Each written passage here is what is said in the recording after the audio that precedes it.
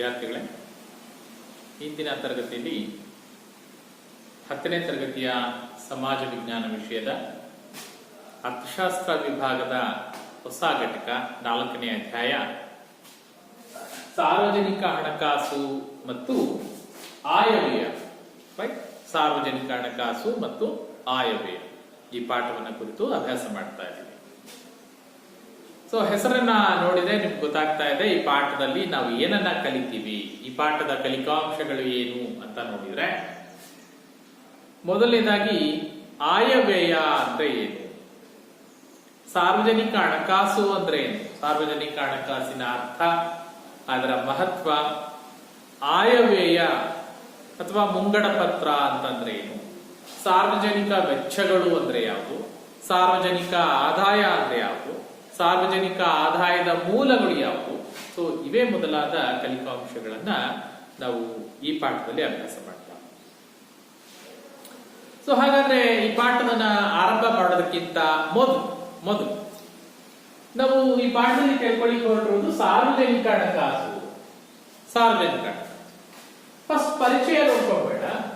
ಪರಿಚಯ ನಮಗೆ ದೇಶದ ಸಾರ್ವಜನಿಕ ಹಣಕಾಸಿಗೆ ಹೋಗೋಕ್ಕಿಂತ ಮೊದಲು ನಮ್ಮ ಕುಟುಂಬದ ನಿರ್ವಹಣೆಯ ಬಗ್ಗೆ ಒಂದ್ ಸ್ವಲ್ಪ ನೋಡ್ಬೋದು ಅಲ್ವಾ. ಈಗ ನಿಮ್ಮ ಕುಟುಂಬದಲ್ಲಿ ನಿಮ್ಮ ಕುಟುಂಬದ ಆದಾಯದ ಮೂಲ ಏನು ಅಂತ ನಿಮ್ಗೆ ಗೊತ್ತಿದ್ಯಾ? ನಿಮ್ಮ ಕುಟುಂಬದಲ್ಲಿ ಒಂದು ವರ್ಷದಲ್ಲಿ ನಿಮ್ಮ ಕುಟುಂಬ ಯಾವ್ಯಾವ ಮೂಲಗಳಿಂದ ಎಷ್ಟೆಷ್ಟು ಆದಾಯ ಪಡಿತಾ ಇದೆ ಅನ್ನೋದ್ರ ಮಾಹಿತಿ ನಿಮಗಿದೆಯಾ? ನೋಡಿ, ಈ ಯಾವ್ಯಾವ ಮೂಲಗಳು ಅಂತ ಹೇಳಿದ್ವಿ. ಏನ್ ಮೂಲಗಳು ಅಂತ ಹೇಳಿದ್ರೆ, ಈಗ ಈ ಕುಟುಂಬದ ಯಜಮಾನ ಯಾವ್ದಾದ್ರು ಒಂದು ಉದ್ಯೋಗದಲ್ಲಿದ್ರೆ ಅವನಿಗೆ ಸಂಬಳ ಬರ್ತಾ ಇರುತ್ತೆ ಅಲ್ವಾ, ವೇತನ ಬರ್ತಾ ಇರುತ್ತೆ, ಅದು ಅವನ ಆದಾಯ. ಅದೊಂದೇ ಮೂಲ ಆಗಿದ್ರೆ ಅದೊಂದೇ ಅವನ ಕುಟುಂಬದ ಆದಾಯ. ಅಥವಾ ಬೇರೆ ಬೇರೆ ಮೂಲಗಳಿರುತ್ತೆ. ಬೇರೆ ಬೇರೆ ಮೂಲಗಳು ಅಂದ್ರೆ, ಈಗ ಜಮೀನ್ ಇದೆಯಪ್ಪ, ರೈಟ್, ಜಮೀನಿದೆ ಅಂತ ಹೇಳಿದ್ರೆ ಜಮೀನಿನ ಆದಾಯ ಬರುತ್ತಲ್ವಾ, ಭೂಮಿ ಆದಾಯ ಬರುತ್ತೆ. ಸೊ ಬೇರೆ ಬೇರೆ ರೀತಿಯಲ್ಲಿ ಇರುತ್ತೆ. ನೋಡಿ, ಯಾವ್ಯಾವ ತರದ ಬೇರೆ ಬೇರೆ ರೀತಿಯ ಆದಾಯ ಅಂತ ಹೇಳಿದ್ರೆ, ಈಗ ಭೂಮಿ ಇದೆ ಅಂತ ಹೇಳಿದ್ರೆ ಭೂಮಿನ ಗೇಣಿ ಕೊಟ್ಟಿರ್ತೀನಿ, ಯಾರಿಗೋ ಮಾಡ್ಲಿಕ್ಕೆ ಕೊಟ್ಟಿರ್ತೀನಿ, ಅವ್ರು ವರ್ಷಕ್ಕೆ ಇಷ್ಟು ಅಂತ ನಮಗೆ ಹಣವನ್ನ ಕೊಡ್ತಾ ಹೋಗ್ತಾರೆ. ಭೂಮಿನ ಬಳಸ್ಕೊಟ್ಟಿದ್ದಾರೆ, ಅದನ್ನ ಉಳುಮೆ ಮಾಡ್ಲಿಕ್ಕೆ ಕೊಟ್ಟಿರ್ಬೋದು, ಅಥವಾ ಏನಾದ್ರೂ ಬಾಡಿಗೆ ಕೊಟ್ಟಿರ್ಬೋದು. ಈಗ ಭೂಮಿನೂ ಕೂಡ ಲ್ಯಾಂಡ್ ರೆವಿನ್ಯೂ, ಲ್ಯಾಂಡ್ ರೆಂಟ್ ಅಂತ ಕೊಡ್ತಾನಲ್ವಾ. ಭೂಮಿನ ಯಾವ್ದೋ ಒಂದು ಟವರ್ ಹಾಕ್ತಾ ಇದ್ದಾನಪ್ಪ, ಈಗ ಮೊಬೈಲ್ ಟವರ್ ಹಾಕ್ತಾ ಇದ್ದಾನೆ, ಭೂಮಿನ ಬಾಡಿಗೆ ಪ್ರತಿ ತಿಂಗಳು ಅಥವಾ ಪ್ರತಿ ವರ್ಷ ಅದರಿಂದ ಇಷ್ಟು ಆದಾಯ ಬರುತ್ತೆ. ಸೊ ಇದು ಆದಾಯದ ಮೂಲ, ರೈಟ್, ಗೇಣಿಯ ಮೂಲಕ ಅಥವಾ ಬಾಡಿಗೆಯ ಮೂಲಕ.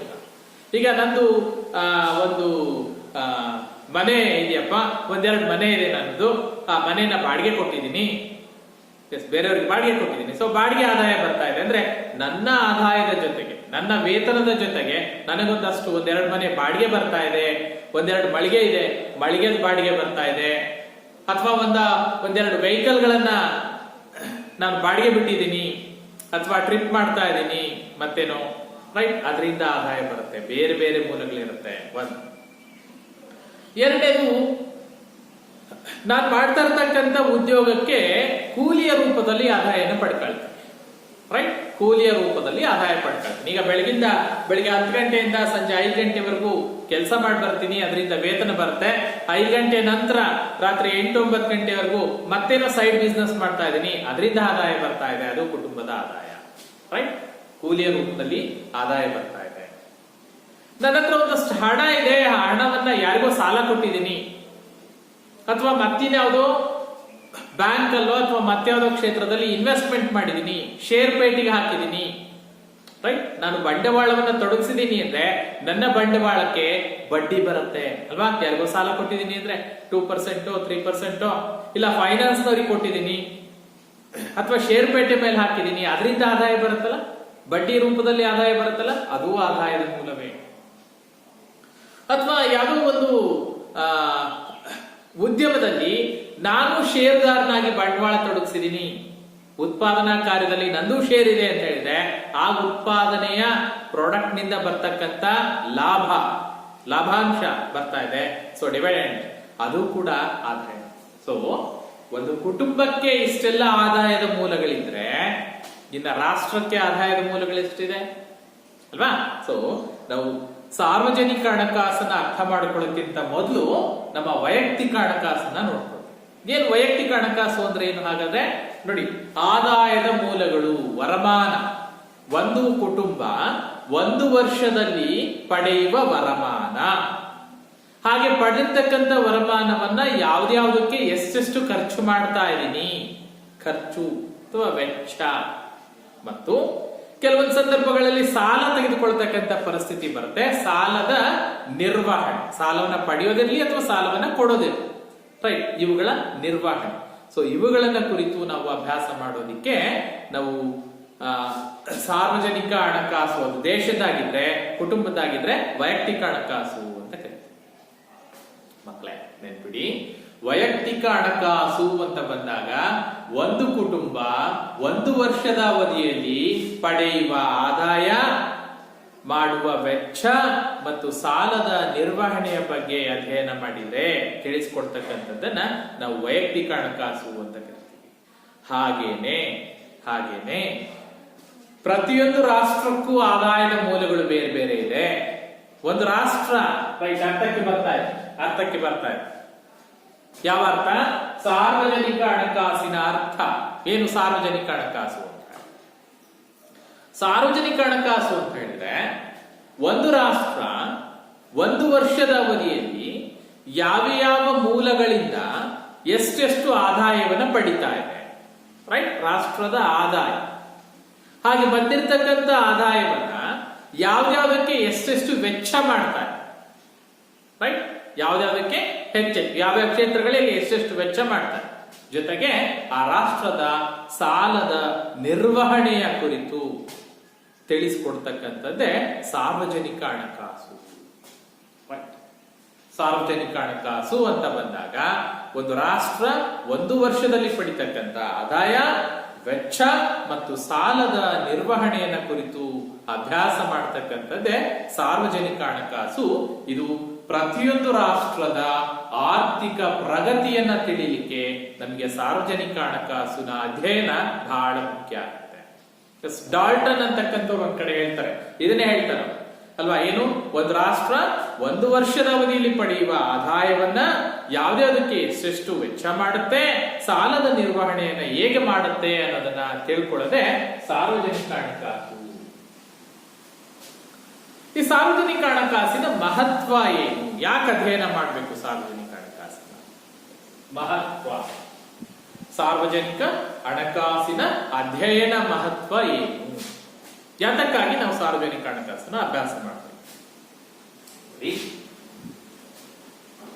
ರಾಷ್ಟ್ರದ ಆರ್ಥಿಕ ಅಭಿವೃದ್ಧಿಯ ಬಗ್ಗೆ ನಾವು ತಿಳ್ಕೊಳ್ಬೇಕು ಅಂದ್ರೆ ರಾಷ್ಟ್ರವನ್ನ ಆರ್ಥಿಕವಾಗಿ ಅಭಿವೃದ್ಧಿ ಪಥದಲ್ಲಿ ಮುನ್ನಡೆಸಬೇಕು ಅಂತ ಹೇಳಿದ್ರೆ ರಾಷ್ಟ್ರದ ಆದಾಯ ಎಷ್ಟಿದೆ, ಈ ಆದಾಯವನ್ನ ಹೆಚ್ಚು ಮಾಡ್ಲಿಕ್ಕೆ ಏನ್ ಮಾಡ್ಬೇಕು, ಇರುವ ಆದಾಯವನ್ನ ಯಾವ್ಯಾವ ಕ್ಷೇತ್ರಗಳಿಗೆ ಎಷ್ಟೆಷ್ಟು ಖರ್ಚು ಮಾಡ್ಬೇಕು, ವೆಚ್ಚ ಮಾಡ್ಬೇಕು. ಯಾಕೆಂದ್ರೆ ಯಾವ ಕ್ಷೇತ್ರದ ಪ್ರಗತಿ ಎಷ್ಟಿದೆ, ದೇಶದ ಆರ್ಥಿಕ ಪ್ರಗತಿ ಎತ್ತ ಸಾಗಿದೆ, ಯಾವ ಕ್ಷೇತ್ರಕ್ಕೆ ಹೆಚ್ಚಿನ ಅನುದಾನವನ್ನು ವೆಚ್ಚ ಮಾಡಬೇಕು ಅನ್ನೋದರ ಅರಿವು ಬರಬೇಕು ಅಂತ ಹೇಳಿದ್ರೆ ನಮಗೆ ಸಾರ್ವಜನಿಕ ಹಣಕಾಸಿನ ಬಗ್ಗೆ ಬಹಳ ಮುಖ್ಯವಾಗಿ ತಿಳಿದಿರುತ್ತೆ. ಯಾಕೆಂದ್ರೆ ನನ್ನ ಜೇಬಲ್ಲಿ ಎಷ್ಟು ದುಡ್ಡಿದೆ, ನನ್ನ ಅಗತ್ಯ ಏನು ಅಂತ ಬಂದಾಗ ಅಲ್ವಾ, ನನ್ನ ಜೇಬಲ್ಲಿ ಎಷ್ಟು ದುಡ್ಡಿದೆ, 1,000 ರೂಪಾಯಿ ಇದೆ, 1,000 ರೂಪಾಯಿ ಅಷ್ಟೇ ಲಿಮಿಟ್. ಈ 1,000 ರೂಪಾಯಿನ ನಾನು ಖರ್ಚು ಮಾಡ್ಬೇಕಾದಾಗ ನನ್ನ ಅಗತ್ಯಗಳೇನಿದೆ ಅಲ್ವಾ, ಅರ್ಥಶಾಸ್ತ್ರಜ್ಞ ತಾನೇ ಹೇಳೋದು. ಏನ್ ಹೇಳುತ್ತೆ?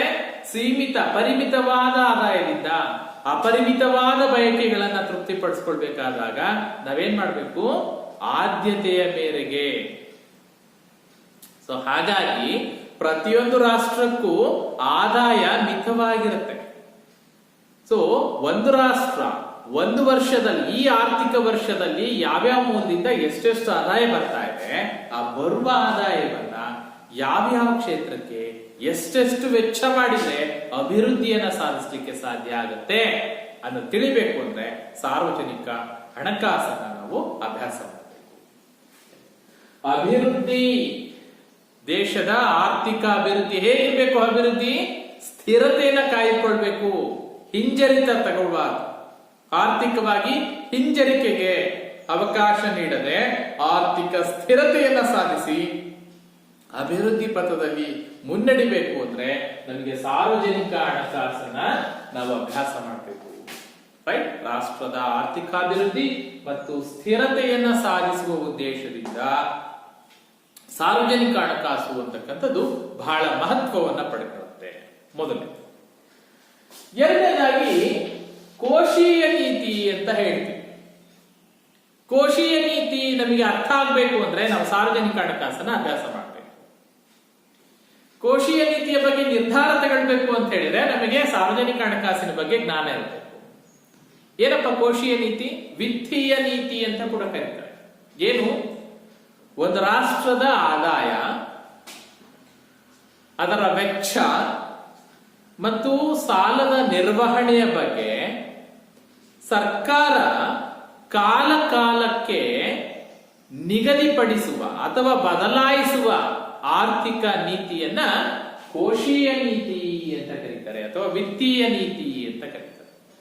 ರೈಟ್, ಭಾರತದ ಕೋಶೀಯ ನೀತಿ, ಪ್ರತಿಯೊಂದು ರಾಷ್ಟ್ರ ತನ್ನದೇ ಆಗಿರ್ತಕ್ಕಂಥ ಕೋಶೀಯ ನೀತಿಯನ್ನ ಹೊಂದಿರುತ್ತೆ. ಈ ಕೋಶೀಯ ನೀತಿ ಏನನ್ನ ಆಧರಿಸಿರುತ್ತೆ ಅಂದ್ರೆ ಎಷ್ಟು ಆದಾಯ ಇದೆ, ಎಷ್ಟು ವೆಚ್ಚ ಮಾಡಬೇಕಾಗಿದೆ, ಆ ಆದಾಯ ಮತ್ತು ವೆಚ್ಚವನ್ನ ಬ್ಯಾಲೆನ್ಸ್ ಮಾಡೋ ಸಂದರ್ಭದಲ್ಲಿ ಆರ್ಥಿಕ ಅಭಿವೃದ್ಧಿಯನ್ನ ಸಾಧಿಸಬೇಕು ಅಂದ್ರೆ ನಾನು ಯಾವ ನೀತಿಯನ್ನ ಅನುಸರಿಸಬೇಕು ಅಂದ್ರೆ ಅದನ್ನ ಕೋಶೀಯ ನೀತಿ ಅಂತ ಕರೀತಾರೆ. ಅಂದ್ರೆ ಕೋಶೀಯ ನೀತಿ ಒಂದೇ ತರ ಇರಲ್ಲ ಅಥವಾ ಎಲ್ಲ ರಾಷ್ಟ್ರಗಳಲ್ಲೂ ಒಂದೇ ರೀತಿಯಾಗಿಲ್ಲ. ಕೋಶೀಯ ನೀತಿ ರಾಷ್ಟ್ರದಿಂದ ರಾಷ್ಟ್ರಕ್ಕೆ, ಕಾಲದಿಂದ ಕಾಲಕ್ಕೆ, ವರ್ಷದಿಂದ ವರ್ಷಕ್ಕೆ ಬದಲಾಗ್ತಾ ಇರುತ್ತೆ.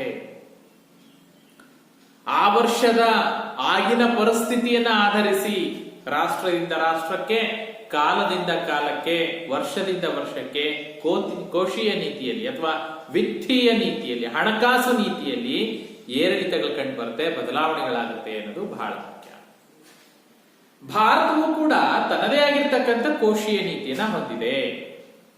ಈ ಕೋಶೀಯ ನೀತಿ ಏನನ್ನ ಆಧರಿಸಿದೆ ಅಂದ್ರೆ ಭಾರತದ ಆದಾಯ ಎಷ್ಟಿದೆ, ಭಾರತದ ಆದಾಯವನ್ನ ಹೆಚ್ಚಿಸಲಿಕ್ಕೆ, ರಾಷ್ಟ್ರೀಯ ಆದಾಯವನ್ನ ಹೆಚ್ಚಿಸಲಿಕ್ಕೆ, ಹಣಕಾಸಿನ ಹರಿವನ್ನ ನಿಯಂತ್ರಿಸಲಿಕ್ಕೆ ಅಥವಾ ಕೃಷಿ, ಕೈಗಾರಿಕೆ, ಸಾರಿಗೆ ಸಂಪರ್ಕ, ಸೇವಾ ವಲಯಗಳು ಇವುಗಳಲ್ಲಿ ಅಭಿವೃದ್ಧಿಯ ಸಾಧಿಸಲಿಕ್ಕೆ ನಾವು ಯಾವ ಕ್ರಮಗಳನ್ನ ಕೈಗೊಳ್ಳಬೇಕು ಅನ್ನೋದು ಎಲ್ಲಿ ಬರುತ್ತೆ? ಕೋಶೀಯ ನೀತಿಯಲ್ಲಿ ಬರುತ್ತೆ. ಕೋಶೀಯ ನೀತಿ ಇದು ಕಾಲ ಕಾಲಕ್ಕೆ ಬದಲಾಗ್ತಾ ಇರುತ್ತೆ ಅನ್ನೋದು ಬಹಳ ಮುಖ್ಯ ನೆನಪು.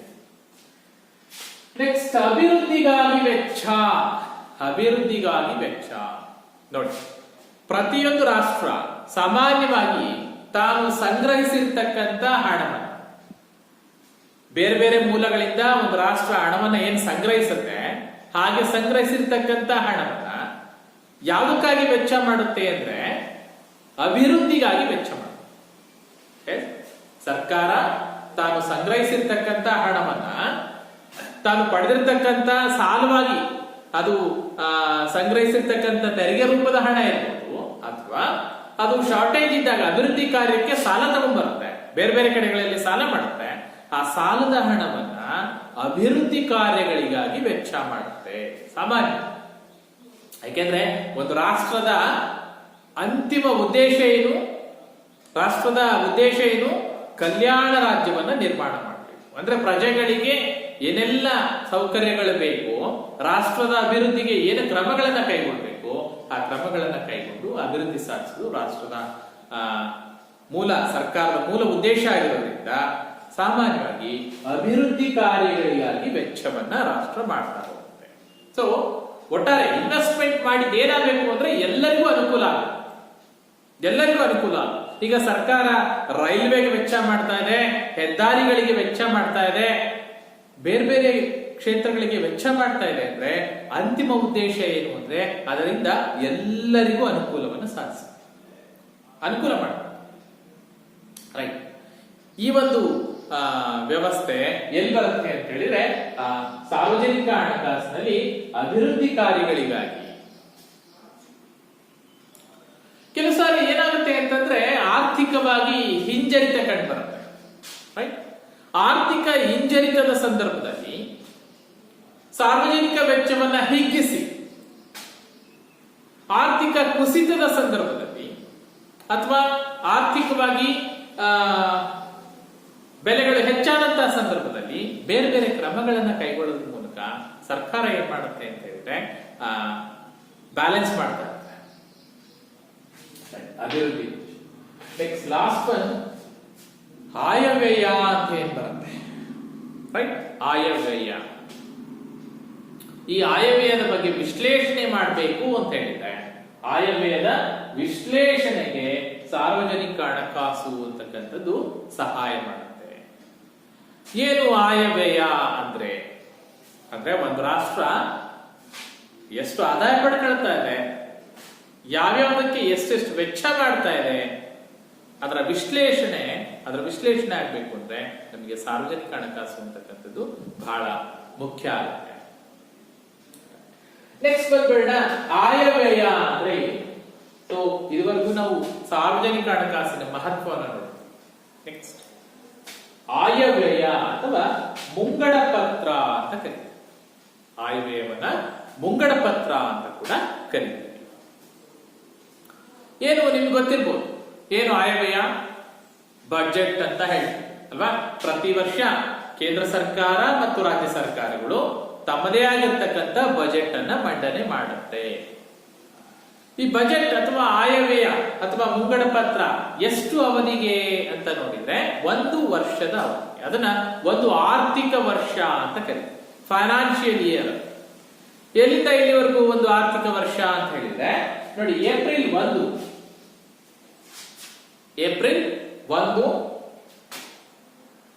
ಪ್ರತಿ ವರ್ಷ ಏಪ್ರಿಲ್ 1ರಿಂದ ನೆಕ್ಸ್ಟ್ ಮಾರ್ಚ್ 31ರವರೆಗೆ. ಫಾರ್ ಎಕ್ಸಾಂಪಲ್ ಈಗ 2021 ಅಲ್ವಾ, ಅದು 2021ರ ಏಪ್ರಿಲ್ 1 ರೈಟ್? ಏಪ್ರಿಲ್ 1 2021ರಿಂದ ಮಾರ್ಚ್ 31 2022 ರೈಟ್? ಇದು ಒಂದು ಆರ್ಥಿಕ ವರ್ಷ. ಅಂದ್ರೆ ಆ ಆರ್ಥಿಕ ವರ್ಷದಲ್ಲಿ ಯಾವ್ಯಾವ ಮೂಲಗಳಿಂದ ಎಷ್ಟೆಷ್ಟು ಆದಾಯ ಬರಬಹುದು, ಅದನ್ನ ಯಾವ್ಯಾವುದಕ್ಕೆ ಎಷ್ಟೆಷ್ಟು ವೆಚ್ಚ ಮಾಡಬೇಕು ಅಂತ ಮೊದಲೇನೆ, ಅಂದ್ರೆ ಆ ಆರ್ಥಿಕ ವರ್ಷ ಆರಂಭ ಆಗೋದಕ್ಕಿಂತ ಪೂರ್ವದಲ್ಲಿ, ಈಗ 2021ರ ಏಪ್ರಿಲ್ 1ರಿಂದ ಆರ್ಥಿಕ ವರ್ಷ ಆರಂಭ ಆಗಿದೆ ಅಂದ್ರೆ ಏಪ್ರಿಲ್ಗಿಂತ ಮೊದಲೇ ಸಾಮಾನ್ಯವಾಗಿ ಪ್ರತಿ ವರ್ಷ ಫೆಬ್ರವರಿ ಅಥವಾ ಮಾರ್ಚ್ ತಿಂಗಳ ಅಂತ್ಯದ ವೇಳೆ ಏನ್ ಮಾಡ್ತಾರೆ, ಕೇಂದ್ರ ಸರ್ಕಾರ ಮತ್ತು ರಾಜ್ಯ ಸರ್ಕಾರ ತಮ್ಮದೇ ಆಗಿರ್ತಕ್ಕಂಥ ಬಜೆಟ್ ಅನ್ನ, ಆಯವ್ಯಯವನ್ನ ಮಂಡನೆ ಮಾಡುತ್ತೆ. ಅಟ್ ಎನಿ ಕಾಸ್ಟ್ ಮಾರ್ಚ್ 31ರ ಒಳಗೆ ಅಧಿವೇಶನದಲ್ಲಿ ಅದನ್ನ ಸಂಪೂರ್ಣ ಚರ್ಚೆ ಮಾಡುತ್ತೆ, ಒಪ್ಪಿಗೆ ಪಡ್ಕೊಳ್ಳುತ್ತೆ.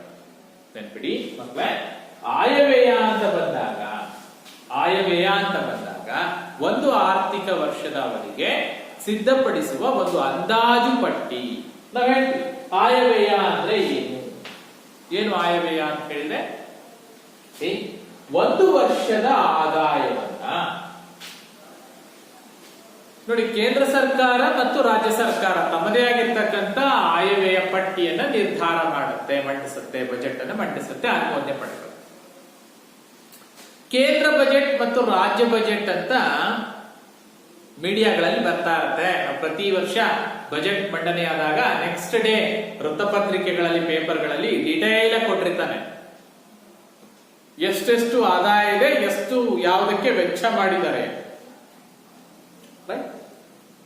ಒಂದು ವರ್ಷದ ಆದಾಯ ಕೇಂದ್ರ ಆದ್ರೆ ಕೇಂದ್ರ ತನ್ನ ಎಲ್ಲ ಮೂಲಗಳಿಂದ ಒಂದು ವರ್ಷದಲ್ಲಿ ಪಡೆಯುವ ಆದಾಯ. ವೆಚ್ಚ ಯಾವ್ಯಾವುದು ಎಷ್ಟೆಷ್ಟಕ್ಕೆ, ಯಾವ್ಯಾವ ಕ್ಷೇತ್ರಕ್ಕೆ ಎಷ್ಟೆಷ್ಟು ವೆಚ್ಚ ಮಾಡಬೇಕು ಅಂತ ಒಂದು ಅಂದಾಜು ಪಟ್ಟಿ. ಇದು ಬಹಳ ಮುಖ್ಯ. ಅಂದಾಜು, ನಿಖರವಾಗಲ್ಲ. ಯಾಕೆಂದ್ರೆ ಮುಂದಿನ ಆರ್ಥಿಕ ವರ್ಷದಲ್ಲಿ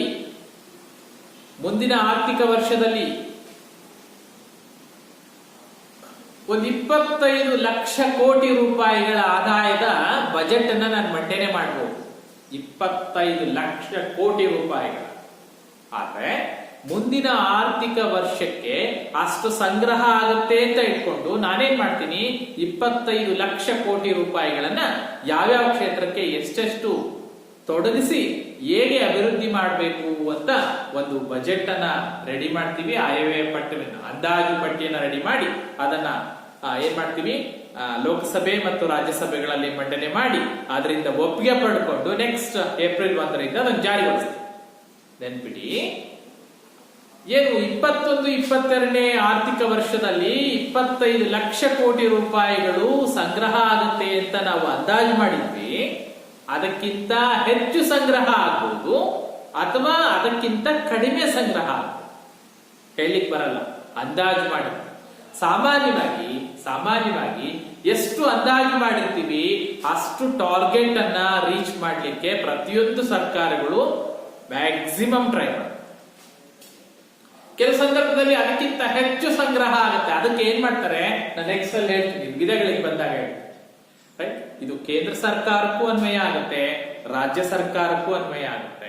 ಅಂದ್ರೆ ಒಂದು ರಾಜ್ಯ, ಈಗ ಕರ್ನಾಟಕ ರಾಜ್ಯ ಒಂದು ಆರ್ಥಿಕ ವರ್ಷದಲ್ಲಿ ಯಾವ್ಯಾವ ಮೂಲಗಳಿಂದ ಎಷ್ಟೆಷ್ಟು ಆದಾಯವನ್ನ ಸಂಗ್ರಹ ಮಾಡುತ್ತೆ. ಅದು ತೆರಿಗೆ ಮೂಲಕ ಇರ್ಬೋದು, ಅದು ಆದಾಯ ತೆರಿಗೆ ಇರ್ಬೋದು, ಅಥವಾ ಕಾರ್ಖಾನೆಗಳ ಮೇಲೆ, ಉದ್ಯಮಗಳ ಮೇಲೆ, ವಸ್ತುಗಳ ತಯಾರಿಕೆಯ ಮೇಲೆ ವಿಧಿಸ್ತಕ್ಕಂಥ ತೆರಿಗೆ ಇರ್ಬೋದು, ಸಾರಿಗೆಯಿಂದ ಇರ್ಬೋದು, ಅಬಕಾರಿಯಿಂದ ಇರ್ಬೋದು, ರೆವಿನ್ಯೂ ಕಂದಾಯದಿಂದ ಇರ್ಬೋದು, ಅಥವಾ ಕೇಂದ್ರ ಸರ್ಕಾರದಿಂದ ಬರ್ತಕ್ಕಂಥ ಅನುದಾನ ಇರ್ಬೋದು. ಸೊ ಹೀಗೆ ಎಲ್ಲ ಮೂಲಗಳಿಂದ ಎಷ್ಟು ಆದಾಯ ಬರ್ತಾ ಇದೆ, ಆ ಆದಾಯವನ್ನ ಯಾವ್ಯಾವ ವಿಭಾಗಕ್ಕೆ ಎಷ್ಟೆಷ್ಟು ವೆಚ್ಚ ಮಾಡಬೇಕು.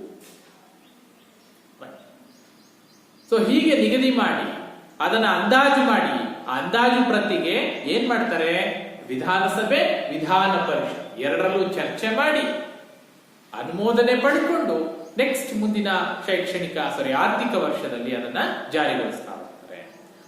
ಅನುಮತಿ ಪಡೆಯದೆ, ಒಪ್ಪಿಗೆ ಪಡೆಯದೆ, ಬಜೆಟ್ ಅನುಮೋದನೆಗೊಳ್ಳದೆ ಮುಂದಿನ ಆರ್ಥಿಕ ವರ್ಷದಲ್ಲಿ ಏನನ್ನೂ ಖರ್ಚು ಮಾಡಲಿಕ್ಕೆ ಬರುವುದಿಲ್ಲ.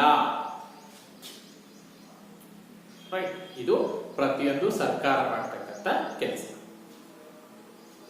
ಆಯವ್ಯಯ ಅಂದ್ರೆ ಏನು ಅಂತ ಗೊತ್ತಾಯ್ತು. ಅಂದಾಜು ಪಟ್ಟಿ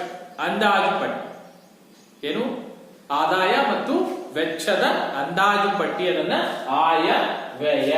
ಆಯ ಅಂದ್ರೆ ಆದಾಯ, ವ್ಯಯ ಅಂದ್ರೆ ಖರ್ಚು. ಆದಾಯ ಮತ್ತು ಖರ್ಚಿನ ಒಂದು ಅಂದಾಜು ಪಟ್ಟಿಯನ್ನ ಸಿದ್ಧಪಡಿಸತಕ್ಕಂಥದ್ದಕ್ಕೆ ಆಯವ್ಯಯ ಅಂತ ಕರೀತಾರೆ. ಈ ಆಯವ್ಯಯದಲ್ಲಿ ಮೂರು ವಿಧಗಳು. ಏನು ಮೂರು ವಿಧಗಳು ನೋಡಿ. ಮೊದಲನೇದು ಉಳಿತಾಯ ಆಯವ್ಯಯ ಅಂತ ಹೇಳಿ. ಉಳಿತಾಯ ಆಯವ್ಯಯ ಏನು? ಉಳಿತಾಯ ಆಯವ್ಯಯ ಅಂದ್ರೆ ನೋಡಿ, ಒಂದು ರಾಷ್ಟ್ರದ ಆದಾಯ ನೋಡಿ, ಇಲ್ಲಿ ಎರಡನ್ನು ಹಾಕೊಂಡ್ಬಿಡ್ತೀನಿ. ಒಂದು ಆದಾಯ, ಮತ್ತೊಂದು ವೆಚ್ಚ. ಒಂದು ರಾಷ್ಟ್ರದ ಆದಾಯಕ್ಕಿಂತ ವೆಚ್ಚ ಕಡಿಮೆಯಾಗಿದ್ರೆ ಅದನ್ನ ಉಳಿತಾಯ ಆಯವ್ಯಯ ಅಂತ ಕರೀತಾರೆ. ಫಾರ್ ಎಕ್ಸಾಂಪಲ್, ಈಗ ಕರ್ನಾಟಕದ ಆದಾಯ 1 ಲಕ್ಷ ಕೋಟಿ ಇದೆ ಅಂತ ಹೇಳಿ. ಆದಾಯ 1 ಲಕ್ಷ ಕೋಟಿ ಇದೆ, ವೆಚ್ಚ 95,000 ಕೋಟಿ ಮಾಡ್ತಾರೆ. ರೈಟ್, ನಾನು ಹೇಳೋದು ಅರ್ಥ ಆಗ್ತಾ ಇದೆಯಲ್ಲ? 1 ಲಕ್ಷ ಕೋಟಿ ಇದೆ ಆದಾಯ, ಆದ್ರೆ ವೆಚ್ಚ ಖರ್ಚು ಮಾಡ್ತಾ ಇರೋದು ಎಷ್ಟು? ನಾನು 95,000 ಕೋಟಿ. ಅಂದ್ರೆ ಇನ್ನು 5,000 ಕೋಟಿ ಉಳಿತಾಯ ಇದೆ. ಅದು ಉಳಿತಾಯ ಆಯವ್ಯಯ. ಎಷ್ಟಾರವಾಗಿರ್ಲಿ ಅರ್ಥ ಮಾಡ್ಕೊಳ್ಳಿ.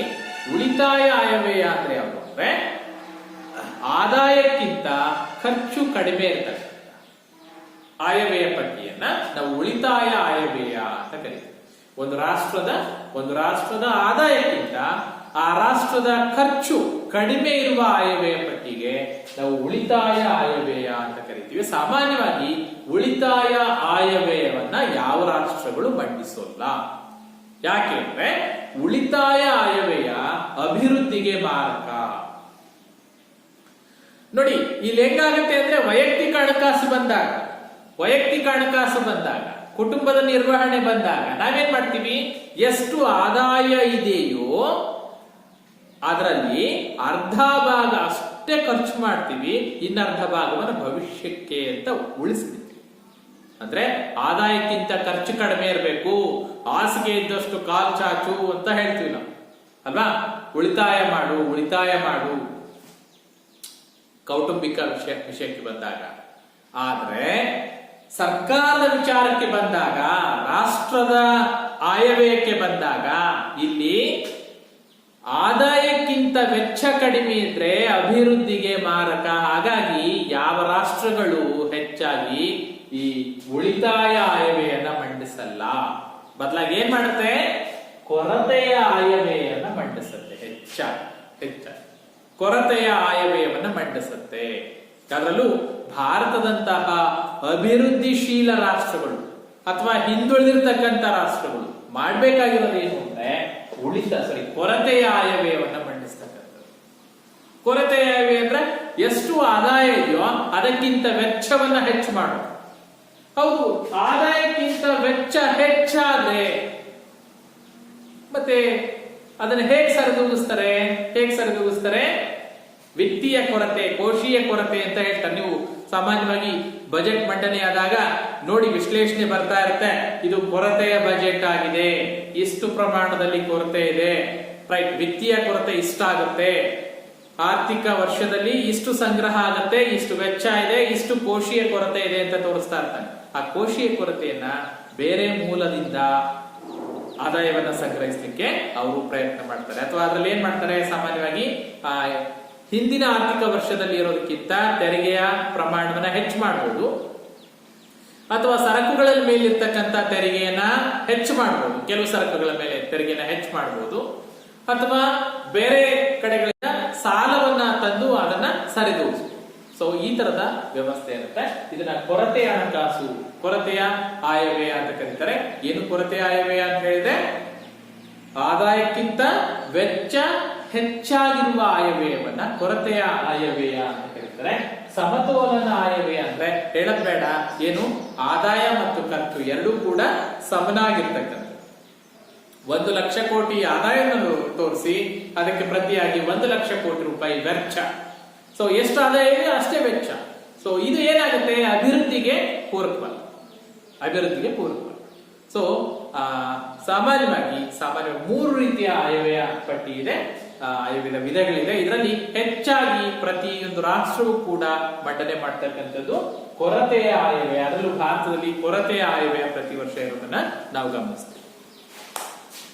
ನೆಕ್ಸ್ಟ್ ಬಂದ್ಬಿಟ್ಟು ಈ ಆಯವ್ಯಯದಲ್ಲಿ ನಾವು ಎರಡು ಹೇಳಿದ್ವಿ, ಒಂದು ಆದಾಯ ಮತ್ತೊಂದು ವೆಚ್ಚ. ಸಾರ್ವಜನಿಕ ಆದಾಯ, ಸಾರ್ವಜನಿಕ ವೆಚ್ಚ. ನಾವು ಫಸ್ಟ್ ವೆಚ್ಚವನ್ನ ತಿಳ್ಕೊಂಡು ಆಮೇಲೆ ಆದಾಯ. ಸಾರ್ವಜನಿಕ ಆದಾಯ, ಸಾರ್ವಜನಿಕ ಹಣಕಾಸಿಗೂ ವೈಯಕ್ತಿಕ ಹಣಕಾಸಿಗೂ ಇರುವ ವ್ಯತ್ಯಾಸ ಅದೇ. ನಾವೇನ್ ಮಾಡ್ತೀವಿ, ವೈಯಕ್ತಿಕ ಹಣಕಾಸು ಅಂತ ಬಂದಾಗ ಫಸ್ಟ್ ಆದಾಯ ಏನಿದೆ ನೋಡ್ಕೊಂಡು ಆಮೇಲೆ ಖರ್ಚು ಮಾಡ್ತೀವಿ. ಆದ್ರೆ ಸಾರ್ವಜನಿಕ ಹಣಕಾಸಿನಲ್ಲಿ ಹಾಗಲ್ಲ, ಮೊದಲು ವೆಚ್ಚ, ದೇಶದ ಅಭಿವೃದ್ಧಿಗೆ ಯಾವ ಕ್ಷೇತ್ರಕ್ಕೆ ಎಷ್ಟೆಷ್ಟು ವೆಚ್ಚ ಮಾಡಬೇಕು ಅದನ್ನ ನೋಡ್ತೀವಿ. ಫಸ್ಟ್ ವೆಚ್ಚ ಮಾಡ್ತೀವಿ, ಆ ವೆಚ್ಚವನ್ನ ಭರಿಸಲಿಕ್ಕೆ ಯಾವ್ಯಾವ ಮೂಲದಿಂದ ಎಷ್ಟೆಷ್ಟು ಆದಾಯವನ್ನ ಸಂಗ್ರಹಿಸಬೇಕು ಅಂತ ನೋಡ್ತೀವಿ. ಆ ವೆಚ್ಚವನ್ನ ಸರಿದೂಗಿಸ್ತಕ್ಕಂಥ ಕೆಲಸ. ಕಡಿಮೆ ಆಗಿದೆಯಾ, ಇನ್ನೊಂದಷ್ಟು ತೆರಿಗೆಯನ್ನು ಜಾಸ್ತಿ ಮಾಡ್ತೀವಿ, ಅಥವಾ ಮತ್ಯಾವುದೋ ಮೂಲದಿಂದ ಆದಾಯವನ್ನ ಹೊಂದಿಸ್ತಕ್ಕಂಥ ಕೆಲಸವನ್ನ ಸರ್ಕಾರಗಳು ಮಾಡ್ತಾರೆ. ಸೊ ಇದು ಸಾರ್ವಜನಿಕ ವೆಚ್ಚ. ಸಾರ್ವಜನಿಕ ವೆಚ್ಚ ಅಂತ ಬಂದಾಗ ಮಕ್ಕಳೇ ನೆನ್ಪಿಡ್ಬೇಕು, ಇತ್ತೀಚಿನ ವರ್ಷಗಳಲ್ಲಿ ಏನು ಕಲ್ಯಾಣ ರಾಜ್ಯಗಳು ಅಂತ ಬಂದಿದೆ, ಪ್ರತಿಯೊಂದು ರಾಷ್ಟ್ರ, ಪ್ರತಿಯೊಂದು ಸರ್ಕಾರದ ಮುಖ್ಯ ಕೆಲಸ ಏನು ಅಂತ ಹೇಳಿದ್ರೆ, ಬಂದಿರತಕ್ಕಂಥ ಆದಾಯವನ್ನ ರಾಷ್ಟ್ರದ ಅಭಿವೃದ್ಧಿಗೆ ವೆಚ್ಚ ಮಾಡ್ತಕ್ಕಂಥದ್ದು.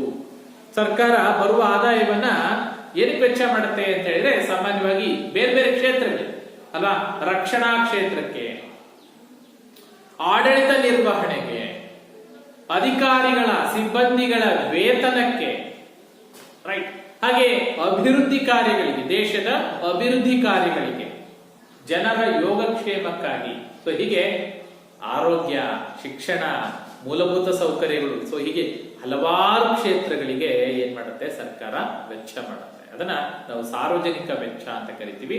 ಅದು 21ನೇ ಶತಮಾನದಲ್ಲಿ ಸಾರ್ವಜನಿಕ ವೆಚ್ಚ ಸಹಜವಾಗಿನೇ ಸರ್ಕಾರದ ಪಾತ್ರ ಹೆಚ್ಚಾಗಿರೋದ್ರಿಂದ ಸಹಜವಾಗಿಯೇ ಸಾರ್ವಜನಿಕ ವೆಚ್ಚ ಇತ್ತೀಚಿನ ದಿನಗಳಲ್ಲಿ ಹೆಚ್ಚಾಗ್ತಾ ಹೋಗ್ತಾ ಇದೆ. ಸೊ ಯಾವ ಕ್ಷೇತ್ರಗಳಿಗೆ ಹೆಚ್ಚಾಗಿ ಸಾಮಾನ್ಯವಾಗಿ ಈ ಸರ್ಕಾರ ಸಾರ್ವಜನಿಕ ವೆಚ್ಚಗಳನ್ನ ಮಾಡ್ತಾ ಹೋಗುತ್ತೆ ನೋಡ್ತಾ ಹೋಗೋಣ. ಮೊದಲನೇದಾಗಿ ಆರ್ಥಿಕ ಬೆಳವಣಿಗೆಯನ್ನ ತೀವ್ರಗೊಳಿಸುವುದು. ಆರ್ಥಿಕ ಬೆಳವಣಿಗೆ ಮಕ್ಕಳೇ ನೆನ್ಪಿಡ್ಬೇಕು, ನಿಮಗೆ ಕೇಳ್ತಾನೆ, ಇವನ್ನ ನೋಟ್ ಮಾಡಿ. ಸಾರ್ವಜನಿಕ ವೆಚ್ಚಗಳನ್ನ ತಿಳಿಸಿ ಅಂತ ಕೇಳ್ತಾರೆ ಸಾರ್ವಜನಿಕ ಹಣಕಾಸಿನಲ್ಲಿ. ಸಾಮಾನ್ಯವಾಗಿ ಸಾರ್ವಜನಿಕ ವೆಚ್ಚದ ಪ್ರಮುಖ ಉದ್ದೇಶ ಏನು ಅಂತ ಹೇಳಿದ್ರೆ ಈ ಉದ್ದೇಶಗಳ ಸಾಧನೆಗಾಗಿ, ರೈಟ್, ಈ ಉದ್ದೇಶ ಸಾಧನೆಗಾಗಿ ಹೆಚ್ಚಾಗಿ ಸಾರ್ವಜನಿಕ ವೆಚ್ಚಗಳನ್ನ ಮಾಡಲಾಗಿದೆ. ಮೊದಲನೇದು ಯಾವ ಉದ್ದೇಶಕ್ಕೆ? ಆರ್ಥಿಕ ಚಟುವಟಿಕೆಯನ್ನ ತೀವ್ರಗೊಳಿಸುವ ಉದ್ದೇಶಕ್ಕಾಗಿ ನಾವು ಸಾರ್ವಜನಿಕ ವೆಚ್ಚಗಳನ್ನ ಮಾಡ್ತೀವಿ. ಆರ್ಥಿಕ ಚಟುವಟಿಕೆಗಳನ್ನ ತೀವ್ರಗೊಳಿಸುವುದು ಅಂದ್ರೆ ಕೃಷಿ ಇರ್ಬೋದು, ಕೈಗಾರಿಕೆ ಇರ್ಬೋದು, ಸಾರಿಗೆ ಸಂಪರ್ಕ ಇರ್ಬೋದು, ವಾಣಿಜ್ಯೋದ್ಯಮಗಳಿರ್ಬೋದು. ಸೊ ಇವುಗಳನ್ನ ತೀವ್ರಗೊಳಿಸಿದಾಗ ಏನಾಗುತ್ತೆ, ದೇಶಕ್ಕೆ ಆದಾಯ ಹೆಚ್ಚಾಗಿ ಬರ್ತಾ ಹೋಗುತ್ತೆ. ಸೊ ಹಾಗಾಗಿ ಆರ್ಥಿಕ ಚಟುವಟಿಕೆಗಳನ್ನ ತೀವ್ರಗೊಳಿಸುವುದು ಸಾರ್ವಜನಿಕ ವೆಚ್ಚದ ಪ್ರಮುಖ ಉದ್ದೇಶ ಆಗಿರುತ್ತೆ. ಒಂದು. ಎರಡನೇದು ಉದ್ಯಮ, ವ್ಯವಹಾರ, ವಾಣಿಜ್ಯಗಳಿಗೆ ಪ್ರೋತ್ಸಾಹವನ್ನು ಒದಗಿಸ್ತಕ್ಕಂಥದ್ದು. ಸಾರ್ವಜನಿಕ ವೆಚ್ಚ ಏನ್ ಮಾಡುತ್ತೆ? ಉದ್ಯಮಗಳಿಗೆ, ಕೈಗಾರಿಕೆಗಳಿಗೆ, ವ್ಯವಹಾರ ಸಂಸ್ಥೆಗಳಿಗೆ ಪ್ರೋತ್ಸಾಹ ಕೊಡ್ತಕ್ಕಂಥ ಕೆಲಸವನ್ನು ಮಾಡುತ್ತೆ. ಆ ಮೂಲಕ ಸಾರ್ವಜನಿಕ ವೆಚ್ಚವನ್ನ ಮಾಡ್ತಾರೆ. ಕೃಷಿ, ಗ್ರಾಮೀಣಾಭಿವೃದ್ಧಿಯ ಪ್ರೋತ್ಸಾಹ. ಸಾರ್ವಜನಿಕ ವೆಚ್ಚ ಅಂತ ಬಂದಾಗ ಕೃಷಿಯಲ್ಲಿ ಅಭಿವೃದ್ಧಿ ಸಾಧಿಸಲಿಕ್ಕೆ ಕೆಲವು ಸಾರಿ ಕೃಷಿಕರಿಗೆ ಪ್ರೋತ್ಸಾಹ ಧನಗಳನ್ನ ಕೊಡುತ್ತೆ, ಬೆಂಬಲ ಬೆಲೆಗಳನ್ನ ಕೊಡುತ್ತೆ, ಗ್ರಾಮೀಣಾಭಿವೃದ್ಧಿಗೆ ಹೆಚ್ಚೆಚ್ಚು ವೆಚ್ಚವನ್ನ ಮಾಡ್ತಾ ಹೋಗುತ್ತೆ. ಯಾಕೆಂದ್ರೆ ಜನರ ಜೀವನ ಮಟ್ಟ ಸುಧಾರಣೆ ಆಗ್ಬೇಕು ಅಂದ್ರೆ ಗ್ರಾಮೀಣಾಭಿವೃದ್ಧಿ ಆಗ್ಬೇಕು. ಯಾಕೆಂದ್ರೆ ಭಾರತ ಹಳ್ಳಿಗಳ ರಾಷ್ಟ್ರ. ಗ್ರಾಮಗಳ ಉದ್ಧಾರ ಆಗದ ಹೊರತು ದೇಶದ ಅಭಿವೃದ್ಧಿ ಸಾಧ್ಯವಲ್ಲ ಅಂತ ಗಾಂಧೀಜಿಯವರು ಹೇಳ್ತಾರೆ ಅಲ್ವಾ. ಹಾಗಾಗಿ ಗ್ರಾಮೀಣಾಭಿವೃದ್ಧಿಗೆ ಹೆಚ್ಚಿನ ಒತ್ತನ್ನ ಕೊಟ್ಟು ಗ್ರಾಮೀಣಾಭಿವೃದ್ಧಿ ಸಾಧಿಸುವ ಉದ್ದೇಶದಿಂದಾಗಿ ಸಾರ್ವಜನಿಕ ವೆಚ್ಚವನ್ನ ಹೆಚ್ಚೆಚ್ಚು ಮಾಡ್ತಾ ಹೋಗುತ್ತೆ. ಸಂತುಲಿತ ಪ್ರಾದೇಶಿಕ ಬೆಳವಣಿಗೆ, ಸಮತೋಲಿತ ಪ್ರಾದೇಶಿಕ ಬೆಳವಣಿಗೆ ಅಂದ್ರೆ ಎಲ್ಲ ಕ್ಷೇತ್ರಗಳಿಗೆ, ಎಲ್ಲ ಪ್ರದೇಶಗಳಿಗೆ. ಒಂದು ಕ್ಷೇತ್ರ ಅಭಿವೃದ್ಧಿ ಆಯ್ತು, ಒಂದು ರಾಜ್ಯ ಅಭಿವೃದ್ಧಿ ಆಯ್ತು, ಮತ್ತೊಂದು ರಾಜ್ಯ ಕುಂಠಿತ ಆಯ್ತು. ಅಥವಾ ಒಂದು ರಾಜ್ಯದಲ್ಲಿ ಕೆಲವು ನಗರ ಪ್ರದೇಶಗಳ ಅಭಿವೃದ್ಧಿ ಆಯ್ತು, ಗ್ರಾಮೀಣಾಭಿವೃದ್ಧಿ ಕುಂಠಿತ ಆಯ್ತು. ಈಗ ಆಗ್ಬಾರ್ದು ಅಲ್ವಾ. ಕರ್ನಾಟಕದ ವಿಚಾರಕ್ಕೆ ಬಂದಾಗ ಹೇಳ್ತಾರೆ ನೋಡಿ, ದಕ್ಷಿಣ ಕರ್ನಾಟಕದ ಜಿಲ್ಲೆಗಳು ಅಭಿವೃದ್ಧಿ ಆಗಿದೆ, ಉತ್ತರ ಕರ್ನಾಟಕದ ಜಿಲ್ಲೆಗಳು ಅಭಿವೃದ್ಧಿ ಇಲ್ಲ, ಹಿಂದುಳಿದಿದೆ. ನಾವೇನು ಹೈದರಾಬಾದ್ ಕರ್ನಾಟಕ ಅಂತ ಹೇಳ್ತೀವಿ. ಸೊ ಈ ತರ ಆಗ್ಬಾರ್ದು. ಸೊ ಹಾಗಾಗಿ ಏನ್ ಮಾಡುತ್ತೆ, ಸಂತುಲಿತ ಪ್ರಾದೇಶಿಕ ಬೆಳವಣಿಗೆ. ಪ್ರಾದೇಶಿಕವಾಗಿ ಎಲ್ಲ ಪ್ರದೇಶಗಳ, ಎಲ್ಲ ರಾಜ್ಯಗಳ, ಎಲ್ಲ ಜಿಲ್ಲೆಗಳ ಅಭಿವೃದ್ಧಿಗೆ ಹೆಚ್ಚಿನ ಒತ್ತನ್ನ ಕೊಡ್ಲಿಕ್ಕಾಗಿ ಸಾರ್ವಜನಿಕ ಹಣಕಾಸನ್ನ ವೆಚ್ಚ ಮಾಡ್ತಾ ಹೋಗುತ್ತೆ. ಜೊತೆಗೆ ಬಹಳ ಮುಖ್ಯವಾಗಿ ಮೂಲಭೂತ ಸೌಕರ್ಯಗಳನ್ನು ಒದಗಿಸೋದು ಸಾರ್ವಜನಿಕ ವೆಚ್ಚದ ಪ್ರಮುಖ ಆದ ಉದ್ದೇಶ. ಸಾಮಾಜಿಕ ಆರ್ಥಿಕ ಮೂಲಭೂತ ಸೌಕರ್ಯಗಳನ್ನು ಒದಗಿಸೋದು ಸಾರ್ವಜನಿಕ ವೆಚ್ಚದ ಮೂಲ ಉದ್ದೇಶ.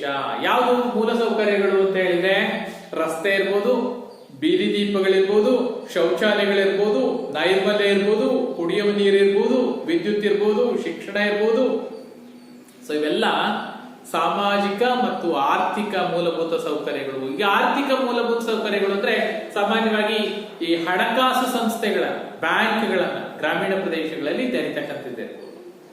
ಸೊ ಹಣಕಾಸು ಚಟುವಟಿಕೆಗಳ ಬಗೆಗೆ ಜನಸಾಮಾನ್ಯರಿಗೆ ಒಂದಷ್ಟು ಜ್ಞಾನವನ್ನು ಒದಗಿಸ್ತಕ್ಕಂಥದ್ದು. ಈಗ ಇತ್ತೀಚಿನ ದಿನಗಳಲ್ಲಿ ಏನ್ ಮಾಡ್ತಾ ಇದೆ, ಗ್ರಾಮೀಣಾಭಿವೃದ್ಧಿ ಅಂತ ಬಂದಾಗ ಪ್ರತಿಯೊಂದು ಗ್ರಾಮಗಳಲ್ಲಿ ಮಹಿಳಾ ಸ್ವಸಹಾಯ ಸಂಘಗಳು ಅಂತ ಬರ್ತಾ ಇದೆ ನೋಡಿ.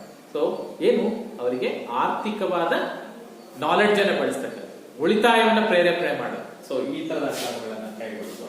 ಸಂಪೂರ್ಣ ಉದ್ಯೋಗ ಸಾಧಿಸುವುದು. ನಿರುದ್ಯೋಗ ಸಮಸ್ಯೆ ನಿವಾರಣೆ ಆಗ್ಬೇಕು ಅಂದ್ರೆ ಹೆಚ್ಚೆಚ್ಚು ಉದ್ಯೋಗವನ್ನು ಸೃಷ್ಟಿ ಮಾಡಬೇಕು. ಹೆಚ್ಚು ಉದ್ಯೋಗ ಸೃಷ್ಟಿ ಆಗ್ಬೇಕು ಅಂದ್ರೆ ಏನಾಗ್ಬೇಕು, ಸರ್ಕಾರ ಹೆಚ್ಚೆಚ್ಚು ಬಂಡವಾಳವನ್ನ ತೊಡಗಿಸಿ ಉತ್ಪಾದನಾ ಕಾರ್ಯಗಳನ್ನ ಮಾಡಲಿಕ್ಕೆ ಪ್ರೇರಣೆಯನ್ನ ಕೊಡಬೇಕು. ಹೆಚ್ಚೆಚ್ಚು ಕೈಗಾರಿಕೆಗಳನ್ನ ಸ್ಥಾಪನೆ ಮಾಡಬೇಕು. ಕೈಗಾರಿಕೆಗಳ ಸ್ಥಾಪನೆ ಮಾಡ್ಲಿಕ್ಕೆ ಆಗ್ತಾ ಇಲ್ಲ ಅಂದಾಗ ಸ್ವಂತ ಉದ್ಯೋಗಗಳನ್ನ ಮಾಡ್ಲಿಕ್ಕೆ ಯಾರು ಮುಂದೆ ಬರ್ತಾರೆ ಅವರಿಗೆ ಅಗತ್ಯವಾಗಿರ್ತಕ್ಕಂಥ ಸಹಾಯಧನಗಳನ್ನ ಕೊಡ್ಬೇಕು. ಸೊ ಆ ಮೂಲಕ ಏನ್ ಮಾಡಬೇಕು, ಸಂಪೂರ್ಣ ಉದ್ಯೋಗ ಸಾಧಿಸುವುದರ ಮೂಲಕ ಮಾನವ ಸಂಪನ್ಮೂಲವನ್ನ ಉತ್ಪಾದನೆಯಲ್ಲಿ ತೊಡಗಿಸಿ ರಾಷ್ಟ್ರದ ಅಭಿವೃದ್ಧಿಯನ್ನ ಸಾಧಿಸತಕ್ಕಂಥದ್ದು ಸಾರ್ವಜನಿಕ ವೆಚ್ಚದ ಮೂಲ ಉದ್ದೇಶ ಆಗುತ್ತೆ. ಹಾಗೆ ಸಾಮಾಜಿಕ ಕಲ್ಯಾಣವನ್ನ ಅಧಿಕಗೊಳಿಸುವುದು, ಸಾಮಾಜಿಕ ಕಲ್ಯಾಣವನ್ನ ಅಧಿಕಗೊಳಿಸುವುದು. ಸೊ ಅಲ್ಟಿಮೇಟ್ ಪ್ರತಿಯೊಂದು ಸರ್ಕಾರದ ಅಲ್ಟಿಮೇಟ್ ಗೋಲ್ ಏನಪ್ಪಾ ಅಂತ ಹೇಳಿದ್ರೆ ಕಲ್ಯಾಣ ರಾಜ್ಯ, ಸುಖಿ ರಾಜ್ಯ, ಸುಖಿ ರಾಜ್ಯದ ಸಾಧನೆ ಮಾಡ್ತಕ್ಕಂಥ. ಈ ಸುಖಿ ರಾಜ್ಯಕ್ಕೆ ಬೇಕಾಗಿರ್ತಕ್ಕಂಥ ಎಲ್ಲ ಸೌಕರ್ಯಗಳನ್ನು ಒದಗಿಸಿಕೊಡ್ತಕ್ಕಂಥದ್ದು ಸರ್ಕಾರದ ಅಂತಿಮ ಉದ್ದೇಶ ಆಗಿರೋದ್ರಿಂದ ಅದಕ್ಕಾಗಿ ಹೆಚ್ಚೆಚ್ಚು ವೆಚ್ಚಗಳನ್ನು ಮಾಡಲಾಗುತ್ತೆ. ರೈಟ್. ಸೊ ಇದಿಷ್ಟು ಇವತ್ತಿನ ತರಗತಿಯಲ್ಲಿ ನಾವು ತಿಳ್ಕೊಂಡಿರ್ತಕ್ಕಂಥ ಅಂಶಗಳು. ಮೊದಲನೇದು ಸಾರ್ವಜನಿಕ ಹಣಕಾಸು ಅಂತ ಬರೋಕ್ಕಿಂತ ಮೊದಲು ನಾವು ವೈಯಕ್ತಿಕ ಹಣಕಾಸನ್ನ ನೋಡ್ತೀವಿ ಅಲ್ವಾ. ವೈಯಕ್ತಿಕ ಹಣಕಾಸು ಸಾರ್ವಜನಿಕ ಹಣಕಾಸಕ್ಕಿಂತ ಹೇಗೆ ಭಿನ್ನವಾಗಿದೆ? ಹೇಗೆ ಭಿನ್ನವಾಗಿದೆ? ಎರಡು ಒಂದೇ ರೀತಿ ಹೇಳಿದ್ರು ಕೂಡ ವೆಚ್ಚದ ವಿಚಾರಕ್ಕೆ ಬಂದಾಗ ಏನಾಗುತ್ತೆ, ವೈಯಕ್ತಿಕ ಹಣಕಾಸಿನಲ್ಲಿ ಆದಾಯಕ್ಕಿಂತ ವೆಚ್ಚವನ್ನ ಕಡಿಮೆ ಮಾಡ್ತೀವಿ, ಆದ್ರೆ ಸಾರ್ವಜನಿಕ ಹಣಕಾಸಿನಲ್ಲಿ ಆದಾಯಕ್ಕಿಂತ ವೆಚ್ಚವನ್ನ ಅಧಿಕ ಮಾಡಿದಾಗ ಆ ರಾಷ್ಟ್ರ ಅಭಿವೃದ್ಧಿ. ಆದ್ರೆ ವೈಯಕ್ತಿಕ ಹಣಕಾಸಿನಲ್ಲಿ ಕುಟುಂಬದ ವಿಚಾರಕ್ಕೆ ಬಂದಾಗ ಆದಾಯಕ್ಕಿಂತ ವೆಚ್ಚ ಕಡಿಮೆ ಆದ್ರೆ ಆ ಕುಟುಂಬ ಅಭಿವೃದ್ಧಿ ಆಗುತ್ತೆ, ಅಥವಾ ಬಂದಿರೋ ಆದಾಯಕ್ಕಿಂತ ವೆಚ್ಚವನ್ನೇ ಜಾಸ್ತಿ ಮಾಡಿದ್ರೆ ಆ ಕುಟುಂಬದ ಆರ್ಥಿಕ ಪರಿಸ್ಥಿತಿ ಹದಗೆಟ್ಟು. ಆದ್ರೆ ರಾಷ್ಟ್ರದ ವಿಚಾರ ಹಾಗಲ್ಲ. ಉಳಿತಾಯ ಬಜೆಟ್ ಮಾಡಂಗಿಲ್ಲ. ಏನ್ ಮಾಡ್ಬೇಕು? ಕೊರತೆಯ ಬಜೆಟ್ ಮಾಡ್ಬೇಕು. ಅಂದ್ರೆ ಹೆಚ್ಚು ವೆಚ್ಚವನ್ನ ಮಾಡಬೇಕು. ಆ ವೆಚ್ಚವನ್ನ ಸರಿದೂಗಿಸ್ಲಿಕ್ಕೆ ಆದಾಯವನ್ನ ಬೇರೆ ಬೇರೆ ಮೂಲಗಳಿಂದ ಸಂಗ್ರಹಿಸಬೇಕು. ಸೊ ಪರಿಚಯ, ಅರ್ಥ, ಮಹತ್ವವನ್ನು ನೋಡಿದ್ವಿ.